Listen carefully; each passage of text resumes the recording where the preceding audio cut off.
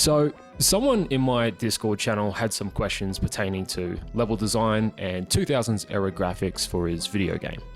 We got to chatting, and while I'm not a level designer, I am a texture artist, or at least I try to be. I was doing a bit of research on what makes 2000s era graphics look like, well, 2000s era graphics. Think Half-Life 2, Counter-Strike Source, the old Rainbow Six games. Now, obviously, it's just a matter of taking digital photos, scaling them down to say 512 by 512, and calling it a day. But I wanted to go a bit deeper than that. While trying to learn what the secret sauce is, I quickly became obsessed with trying to recreate this graphical style. And that's why I'm making this video. If 2000s era graphics are something that you're trying to achieve for your video game, then stick around because I'm going to be showing you what I've learned and the struggles that I've faced as well.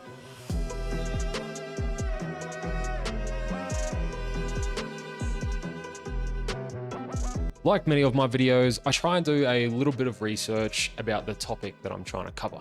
2000s graphics is a bit of a niche topic, and I wasn't able to find any YouTube videos about that. Luckily though, I came across a book by the author Luke Ahern. He's written a collection of books related to 3D game textures and such, and he's published this one in 2006. This book has a lot of relevant information for that specific time period, and I spent a few days just reading through it in my spare time. Now, Photoshop is a bit of a big deal. I'm sure we all knew that by now, but when we're talking about 2000s graphics, this is where a lot of the magic happens.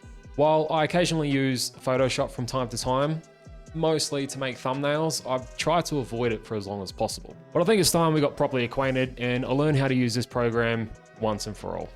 Now, if you're following along and you don't use Photoshop, don't worry, there's free alternative programs out there such as GIMP that should be able to achieve the exact same results. Now, this book goes into detail about how to source textures. Taking digital photos of just random things out in the world was a big point that he made. Take photos of walls, pipes, dirt patches, just anything you can use as a starting point to create your textures. Now, I haven't had time to go out and take photos of things with my phone, so for this video, I'll just be sourcing my textures off of Pinterest. I'll also be using Half-Life 2 as a bit of a reference. But before we continue into the next part of this video, I just want to give a quick shout out to TOAnimate.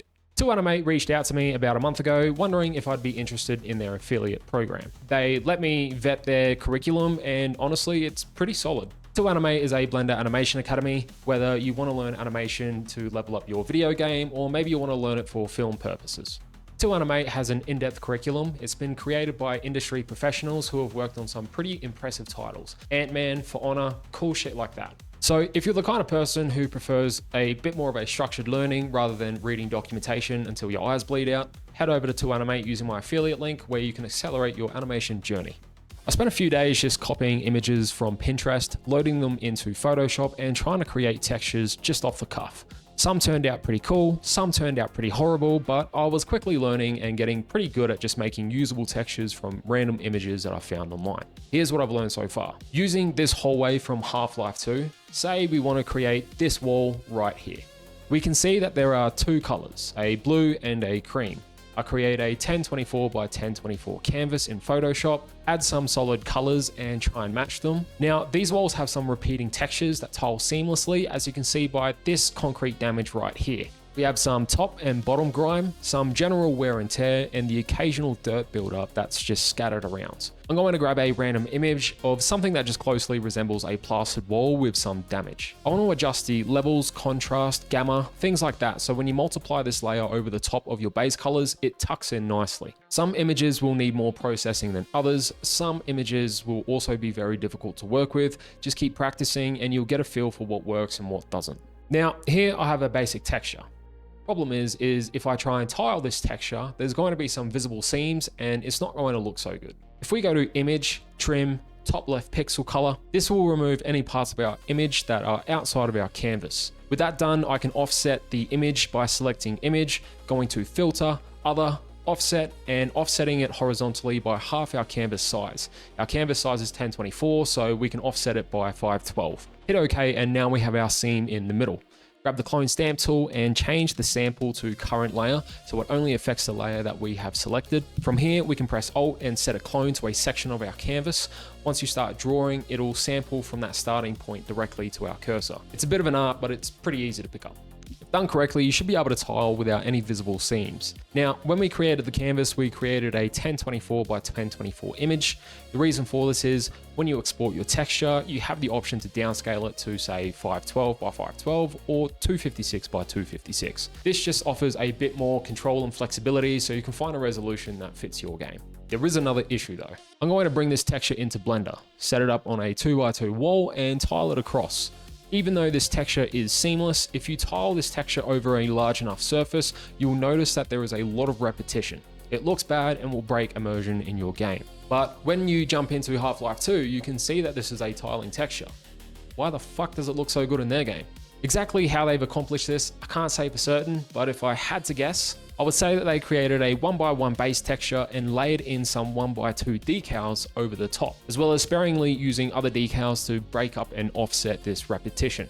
So while we still have repeating textures and decals around our scene, there is enough happening visually that we don't really notice it unless we're trying to find it. Something that I have been getting stuck on though is how these decals would be implemented when it comes to bringing this into a game engine. The problem that we're facing is if I make a base texture that is say 512 high by 512 wide and create decals that are 512 high by 1024 wide, then there are going to be some conflicts. You see, when working with image textures, in order to apply them correctly onto your mesh, you have to first UV unwrap said mesh. Here we have our base texture and here we have our decal texture.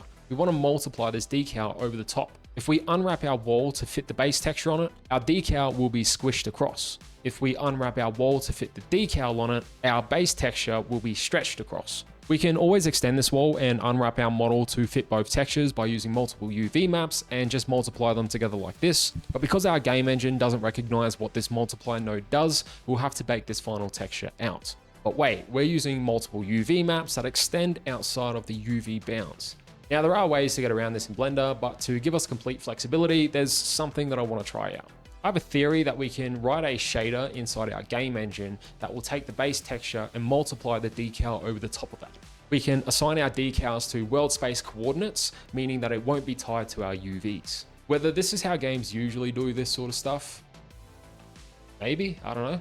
I'm going to unwrap this 2x2 wall so that this base texture fits, export it, and bring it into Godot. Now, this is where my knowledge really starts to fall apart, and I definitely need to spend some more time on. After spending more time than I'd care to admit, reading through documentation, trying to figure out how to write a shader, ultimately resorted to ChatGPT. I'm an artist, not a programmer, fucking sue me.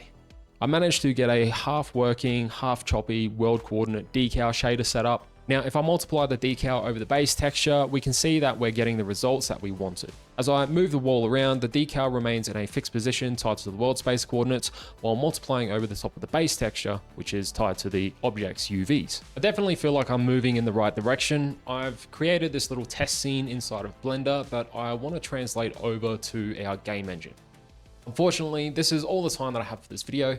I can't help but feel like I'm missing a lot of important knowledge, but I will be returning to this project in a future video. In the next episode, I want to recreate a scene from Half-Life 2, as well as rewrite the shader code so that it functions a little bit better.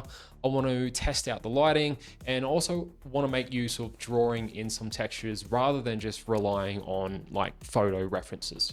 There isn't really a lot of videos out there that go into this sort of stuff, so who knows? Maybe if this video gets enough attention, I can turn this into a bit of a series where I dissect old school games, try and figure out their graphics, and we can learn this stuff together. I think it's pretty interesting and I have a lot of fun doing this sort of stuff, so let me know.